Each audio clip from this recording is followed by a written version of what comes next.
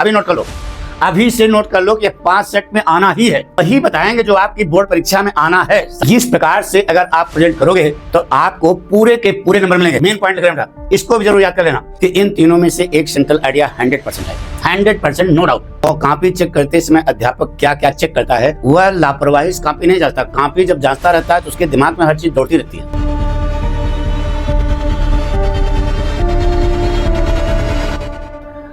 आज हम आप लोगों को बताएंगे कि अध्यापक कॉपी चेक करते समय कौन कौन से बिंदु हैं, कौन कौन से पॉइंट हैं जिसको वह देखता है और उसी को देख करके नंबर देता है बेटा।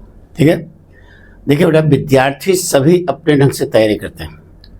कोई लड़का जो है 98 नंबर पाता है तो कोई जो है 70-75 के बीच में रह जाता है, जबकि सही जवाब दोनों का होता है। तो कौन कौन से पॉइंट हैं, किस पर आपको ध्यान देना है जिससे आप सभी को 98 यानी 95 प्लस आवे। हम 98 नहीं कर रहे हैं, 95 प्लस आवे। तो ये चीज़ आज हमको बता रहे हैं। देखिए, आज हम आपको सेंट्रल आइडिया बताने जा रहे हैं, किन किन पॉइंट पर आपको ध्यान देना है। कॉपी चेक करते समय अध्यापक क्या क्या चेक करता है, यह आपको बताना होगा। ठीक है, आई बात समझो। तो सेंट्रल आइडिया हमने आपको बताया कि 3 जरूर आप याद कर लेना। माई mother at 66, keeping quiet, A thing of beauty. बता रहे बेटा, कॉन्फिडेंस से आप अपने बच्चों को बता देना कि इन तीनों में से एक सेंट्रल आइडिया 100% आएगा, 100% नो डाउट। इतना कॉन्फिडेंस रखो। ठीक है, अब आइए सेंट्रल आइडिया कैसे लिखें कि पूरे के पूरे 4 में 4 नंबर मिले। एक चीज़ बताएं बेटा, देखिए एग्जामिनर जो है वह बहुत सेंसिटिव होता है बेटा। वह लापरवाही से कॉपी नहीं जांचता। कॉपी जब जांचता रहता है तो उसके दिमाग में हर चीज़ दौड़ती रहती है। वही आपको बताना बेटा क्या क्या देखता है बेटा। देखिए बेटा, कॉपी के बिल्कुल बीचों बीच ऊपर आप लिखेंगे आंसर नंबर जो भी है, बड़ा ब्रैकेट सेंट्रल आइडिया। ठीक है, इसके बाद the poem, the poet underline कर देना। हेडिंग जितनी पढ़ती हैं काली स्केच डालना और उसको अंडरलाइन जरूर करना बेटा। ठीक है, पक्का अंडरलाइन कर दिया। अब पोएम का नाम my mother at 66, the poet Kamala Das. 1 number आपका पक्का हो गया अगर इस स्टाइल से आपने लिखा। अब नीचे लिखोगे ना, कैसे लिखोगे यह सीखोगे। क्या, दोनों नौटंकी साफ साफ सरल भाषा में आप अपनी बात को लिख दो। ठीक है, देखिए बेटा, लिखा है कि the central idea of the poem my mother at 66 composed by Kamala Das. देखिए बेटा, ये स्टाइल है लिखने की। पाठ का नाम आ गया और लेखक का नाम आ गया। ठीक है, इज दैट। अब क्या है, अच्छा तो सेंट्रल आइडिया माने क्या होता है बेटा, केंद्रीय विचार, यानी पूरे पाठ का निचोड़ क्या है यह आपको लिखना है बस। सेंट्रल माने केंद्रीय, आइडिया माने विचार। केंद्रीय विचार यानी कविता का मूल क्या है यह केवल प्रस्तुत करना होता है बस। ठीक है, तो देखिए कैसे, the central idea of the poem my mother at 66 composed by Kamala Das is. अब देखो यही मेन पॉइंट है, is that the poet is afraid of the separation from her mother because she is standing on the last stage of her life. यह आपका main point है, देख रहे हो ना, यह आपका मेन पॉइंट है। इसको एग्जामिनर जरूर देखेगा। इसको लिखा है लड़के ने कि नहीं। अब इसके बाद ये जो याद किया है आपने उसको लिखना, इतना जरूर लिखना। इसके बाद जो याद किया आपने उसको लिखा। अगर नहीं याद किया है तो पाठक स्टाइल याद कर लो। देखो क्या लिखा बेटा, she realises that she will get the soon, she wants to get rid of such negative thoughts, so she throws her eyes outside of the car through the window and comes to know that the young trees standing on both sides of the road are dancing, swinging and running fast back with joy. With joy, देखो लगो। The children coming out of the houses located on both sides of the road are laughing, smiling, playing, enjoying. Thus, the poet feels क्या, comfort and easiness. After being checked at the Cochin airport, she again looks at her lifeless, colorless and charmless face. पूरी बात आ गई। अब इसके बाद ये जो यहाँ एक बार अंडरलाइन किया, अब नीचे देखो मेन पॉइंट लिख रहे हैं बेटा, इसको भी जरूर याद कर लेना। Being emotional she says, being भावुक होकर के, being emotional she says see you soon अम्मा, ये आपकी किताब की लाइन है। In spite of having drops of tear in her eyes she keeps on smiling to encourage her mother.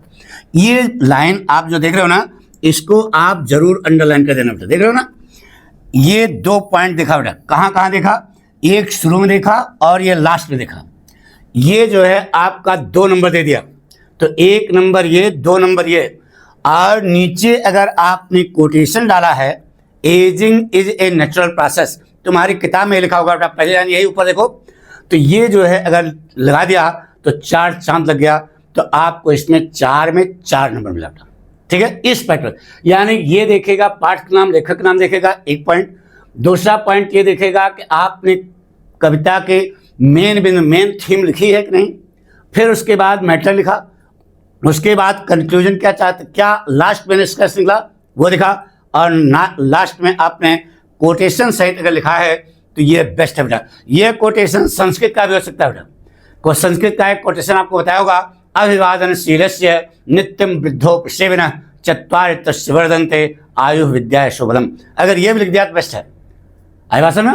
तो इस प्रकार से अगर आप प्रेजेंट करोगे तो आपको पूरे के पूरे नंबर मिलेंगे, जितना पूछा गया कोई कहीं से कट। हाँ, राइटिंग सही होनी चाहिए, कट पिट सही का मतलब सुंदर नहीं, लिखने जो लिखो आप वो एग्जामिनर को पढ़ने में आना चाहिए बेटा। आप देखते होंगे किसी किसी की राइटिंग बहुत बढ़िया बनती है बेटा, लेकिन वह पूरे नंबर नहीं पा पाता, क्योंकि उसका कंटेंट जो लिखा है वो गड़बड़ होता है। कुछ लड़के खुद तैयार करते हैं लेकिन लिखते समय कट पिट करते हैं, तो प्रैक्टिस मेक्स मैन परफेक्ट।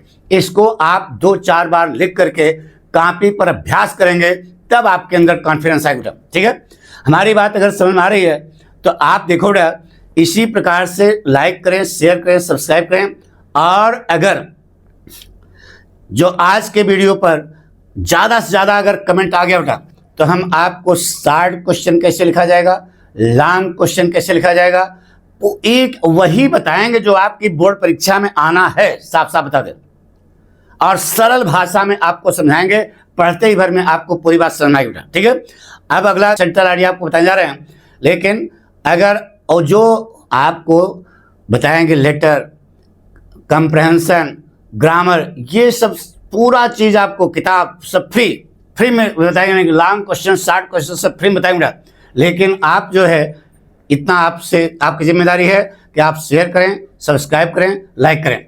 अगला वीडियो देखो, अगला इसके आगे अगला central idea, the poem keeping quiet, the poet Pablo Neruda. देखिए बेटा, पाठक स्टाइल है, ये पाठ का नाम, लेखक का नाम अगर आप लिखते हो तो एग्जामिनर प्रभावित हो जाता है बेटा, खुश हो जाता है कि लड़का क्या कर रहा है। ऊपर तो लिखोगे ना answer number so and so, बड़ा ब्रैकेट, सेंट्रल आइडिया, वहां पता लग गया सेंट्रल आइडिया। अब सेंट्रल आइडिया किसका लिख रहा है, कीपिंग क्वाइट का, कीपिंग क्वाइट, और उसके कवि कौन है, पेब्लो नेरूदा, लिख दिया। अब उसके बाद यहां से लिखना शुरू का, पहले लाइन जो है इतनी जोरदार होनी चाहिए कि एग्जामिनर मंत्रमुग्ध हो जाए बेटा। देखिए कैसे लिखा, the central idea of the poem keeping quiet, देखो पाठ का नाम आ गया, कंपोज्ड बाय पेब्लो नेरूदा, कवि का नाम आ गया। अब मेन पॉइंट क्या है, is the need of maintaining peace, calm and quietness, यही इसका मेन पॉइंट है, कविता की थीम यही बेटा, is the need of maintaining peace, calm and quietness, ये आप जरूर लिखना बेटा। ठीक है, अब इसके बाद जो आपने याद किया है वो लिख डालना, बात समझ में?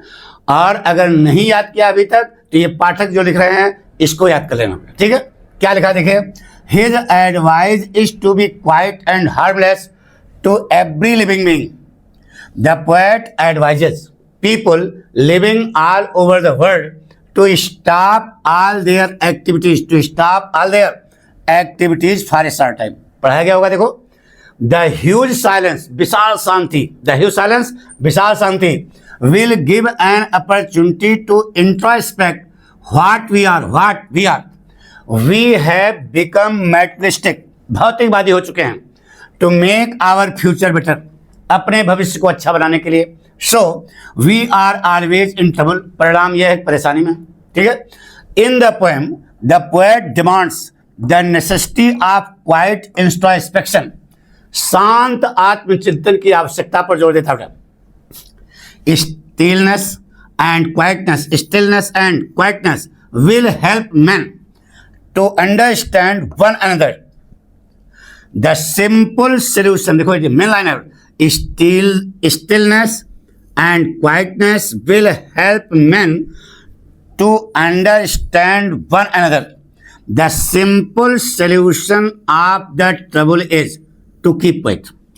ये देखिए बेटा, ये पॉइंट आपका एग्जामिनर देखेगा क्या है मेन पॉइंट, और उसके बाद conclusion, simple solution of the trouble is to keep quiet. समस्या का साधारण सा समाधान, शांत, समस्या का साधारण सोल्यूशन क्या है, शांत रहो। यही मेन पॉइंट है बेटा। तो ये जो है अंडरलाइन किया, ऊपर अंडरलाइन किया। अब एक कोटेशन आपने लगा दिया, क्या, oneness is necessary for the existence of the earth and humanity. देखो ये मेन पॉइंट बेटा, वननेस इज नेसेसरी, एक रूपता मानव समाज के लिए और पृथ्वी के अस्तित्व के लिए बहुत ही क्या है, जरूरी है। हमारी समझ से आपको पूरी बात समझ गई होगी। कहाँ कहाँ ध्यान देता है एग्जामिनर, ये पाठ का नाम, लेखक का नाम, स्पेलिंग सही होनी चाहिए, और उसके बाद ये पहला पॉइंट यहाँ पर ध्यान देगा, और लास्ट में वो क्या क्या उस कविता का निचोड़ हुआ वो लिखा, और फिर उसके बाद यानी कि ये 2 पॉइंट ऊपर जो है और नीचे ये मेन होना चाहिए। बीच में आप उस कविता से संबंधित जो आपने पढ़ा है उसको आप लिख सकते हो अपनी भाषा में। अगर नहीं याद किए हो तो ये याद कर लेना पक्का। अगला चलें, अगला सेंट्रल आइडिया देखिए बेटा, अगला क्या है, मोस्ट इंपॉर्टेंट, कम से कम 5 सेट में आएगा बेटा, 5 सेट में। अभी नोट कर लो, अभी से नोट कर लो कि 5 सेट में आना ही है। कौन सा, ए थिंग ऑफ ब्यूटी, ठीक है। इसी प्रकार से हम बता रहे हैं कि हम शॉर्ट क्वेश्चन, लॉन्ग क्वेश्चन सारे बताएंगे कि पेपर जो क्या बनने चला गया है, अब पेपर आपका बन रहा है, तो अब हम सीधे सीधे बताएंगे कि यही क्वेश्चन आएगा बेटा, यही आप पढ़ लो। लेकिन हाँ, इतना तो आपको इंकरेज करना पड़ेगा कि पाठक को शेयर करो, सब्सक्राइब करो, लाइक करो, ये आपकी जिम्मेदारी है, आप जैसा सोचो, ठीक है। अगर आपको अच्छा लग रहा है तो पूरा समझो कि शेयर सब्सक्राइब करना आपकी जिम्मेदारी है, बाकी जिम्मेदारी हमारी है। सब कुछ हम आपको बताएंगे, कंप्रहेंशन, आर्टिकल, लेटर, समझ गए ना, ग्रामर पोर्शन अभ्यास कराएंगे, शॉर्ट क्वेश्चन, लॉन्ग क्वेश्चन कहाँ से पूछोगे यार, वही आएगा जो बताएंगे। आइए बेटा, ए थिंग ऑफ ब्यूटी, यहां पर लिखोगे आंसर नंबर 100 एंड 100, बड़ा ब्रैकेट, सेंट्रल आ गया। The poem a thing of beauty, the poet John Keats. पाठ का नाम, लेखक का नाम जैसे लिखा, एग्जामिनर खुशी हो गया, 1 नंबर आपका पक्का हो गया। अब 1 पॉइंट यहां पर ध्यान देगा, 4 पॉइंट होते हैं उस पर ध्यान देगा, 1 पॉइंट यहां पर ध्यान देगा। उसी प्रकार अब देखिए बेटा, सेंट्रल आइडिया लिखना शुरू किया आपने। The central idea of the poem a thing of beauty composed by John Keats. पाठक स्टाइल बहुत सरल सा है ना बेटा, जॉन किट्स। इज दैट, यही मेन पॉइंट है, is that a thing of beauty is a joy for ever.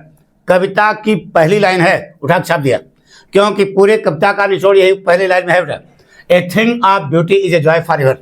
अरे यार, ये तो याद ही हो गया होगा, नहीं, ये जरूर है, इस पर ध्यान देगा। इसको, इस लाइन को लड़के ने लिखा है कि नहीं लिखा है, नहीं लिखा है तो अच्छा है बेटा, पहला पॉइंट यहाँ पर छापेगा, यहाँ पर दिमाग आएगा। अब उसके बाद आगे जो आपको याद है वो लिखना, नहीं तो जो बता रहे हैं उसको लिखो। A thing, a beautiful thing never goes in vain, its loveliness always increases. Nature is the resource of beautiful things. प्रकृति सुंदर वस्तुओं का स्रोत है।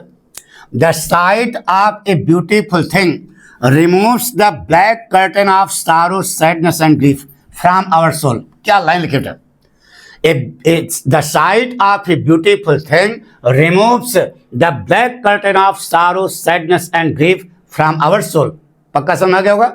The current of nectar, अमृत की धारा, the current of nectar always flows from the beautiful things, always flows from the beautiful things। अब beautiful things क्या है गिना दो, like the, अब देखो अंडरलाइन क्या, like the sun, the moon, trees, daffodils, clear stems, roses, stories, epics। इतना तो आपको याद करना पड़ेगा, ये पक्का लिखना पड़ेगा। देखो क्या लिखा, the current of nectar always flows from the beautiful things, केवल प्रकृति की सुंदर वस्तुएं नहीं, बहुत सारी और हैं beautiful things like the sun, the moon, trees, daffodils, clear stems, roses, stories and epics.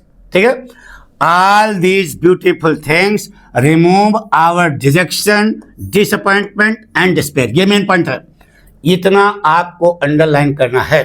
ठीक है, तो एक पॉइंट यहां पर पाठ का नाम, लेखक नाम, मेन थीम क्या है वो लिख दिया, उसके बाद समझा दिया लास्ट में क्या पूरे कविता का सेंटर क्या है वो बता दिया बेटा, क्या ये लिखा दिया, उसको अंडरलाइन कर दिया। फिर नीचे आपने एक बढ़िया सा, एक चौथा पॉइंट है, एक कोटेशन लगा दिया, जोरदार, दिल को टच कर गया बेटा। क्या लिखा देखो, जा quotation, beautiful things make the earth worth living for us. सुंदर वस्तुएं इस पृथ्वी को हम लोगों के रहने योग्य बनाती हैं। मौज आ गई होगी, पक्का है। तो आपको हम बताएंगे कि इसी प्रकार से लाइक करें, शेयर करें, सब्सक्राइब करें, और आप मांग करें कमेंट करके कि शॉर्ट क्वेश्चन बताइए, लॉन्ग क्वेश्चन बताइए, किस पार्ट से कौन सा क्वेश्चन आ रहा है ये बताइए, हम सब आपको बताएंगे। Thank you.